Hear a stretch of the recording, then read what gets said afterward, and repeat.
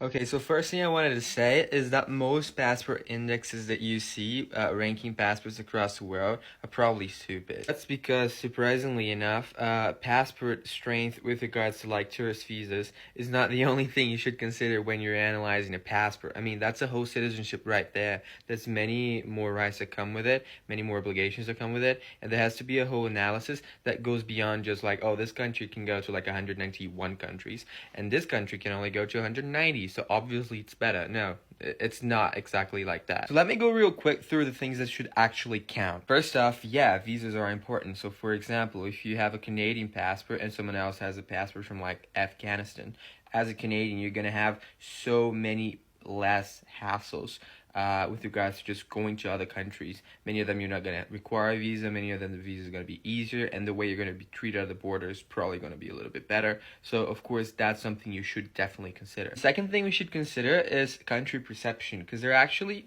many countries that have good visa quality, for example the US or Israel, and they don't have exactly a good country perception, where like they're at war with some countries, or some countries, I mean for Israeli citizens, if you're in half a dozen countries, you can even get in with an Australian stamp on your passport or something like that. So clearly there is a country perception that I'm not saying I agree with or disagree with, but it's obviously something that should be considered when you're thinking about like how strong a passport is. And again, there's freedom of movement. For example, if you compare Ireland and the UK and you just compare them visa-wise, they're going to be almost exactly the same.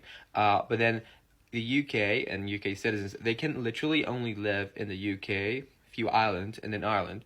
Whereas Irish citizens, they can live anywhere in the UK, anywhere in Ireland, and then anywhere in the EU and the associate countries as well. So the amount of freedom of movement an Irish citizen has with their passport, even though they have the same amount of visa-free opportunities with tourist visa-wise, it's obviously more interesting for you to have the Irish passport than the UK passport. Another example is Canada and Italy. They're both like grade A countries, and they have a lot of visa-free access. Italy is like a little bit better, but then as an Italian, you can live in like literally 30 countries, whereas a Canadian can live in only one. Another thing to consider are labor rights and labor opportunities. One very clear example is the Swiss situation compared to the EU situation. So let's compare an Austrian citizen to a Swiss citizen, for example. If a Swiss citizen wants to work in Austria, they'll literally have the same work rights as an Austrian. They'll literally be the same. They're considered as an EU citizen, and that'll be good. But if an Austrian citizen goes to Switzerland, it's not that they're not going to have some privileges. There are, because they're going to like have preference over third countries.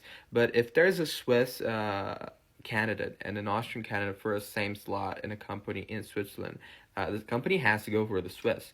So just in terms of labor rights, it would be just better for you to be Swiss than to be Austrian, because you have all the same labor rights in Austria and everyone else in the EU, but you have even better labor rights in Switzerland. Another example is if you compare just the US with Europe and especially the EU in general, salaries in the US are just insanely higher. So even though like economically wise, they're more or less the same, like the EU and the US have similar economies in terms of size, salaries in the US are much better. So it's obviously a passport that you would rather have if you're looking for like career opportunities, for growth, for, I don't know, working a crazy job that pays like 300,000 a year. Obviously, as an American, you're gonna do that better than as an Italian, for example. Another thing that's absolutely bizarre that nobody talks about is ease of naturalization. So, for example, a lot of indexes will put UAE and Singapore top.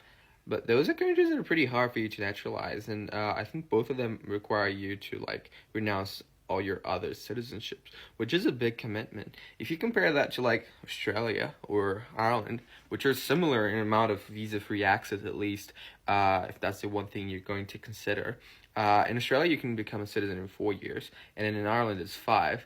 And neither of them require you to renounce your other citizenships. So that makes it a little bit more interesting as well. Another thing that people don't realize is how important your nationality is for having other types of visas and not only tourist visas.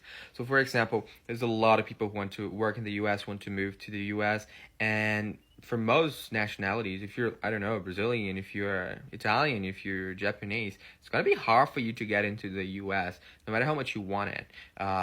Whereas, for example, for a nationality like Australian, they have a special visa for them, the E3, which has a particular set of slots that are reserved, so to say, or preferential for Australians. So it's much easier to get like a visa for the US once you have a job opportunity if you're Australian and if you hold an Australian passport than with most other passports in the world. And that's not a tourist visa, so it doesn't get considered. But honestly, in my opinion, it definitely should. Another example is working holidays. So, for example, Italian citizens and Portuguese citizens, they have virtually the same visa-free access. They have access to all the countries in the EU. But with working holidays in Australia, Italians go for the 417, whereas Portuguese people go for the 468 or something. And it's actually much easier to get the 417. And also, Italians don't have a limit on the amount of people that go, whereas for the Portuguese they do have a limit. So it's much easier to go to Australia on a working holiday visa as an Italian than as a Portuguese person. Even though they're both EU, they both have similar visa-free access, all that. There's few nuances. So it's very personalized and it's much more complicated than people make it seem. And last but not least, there's obligations that come with passports too. You need to remember that. So for example, if you're Swiss and you're a man, you might have to serve in the military. If you're American and you're abroad, you're still gonna have to pay taxes, or at least file your taxes, even though you might not have to pay them for many loopholes and all that. And yeah, some citizenships require you to renounce other citizenships, like I was talking about.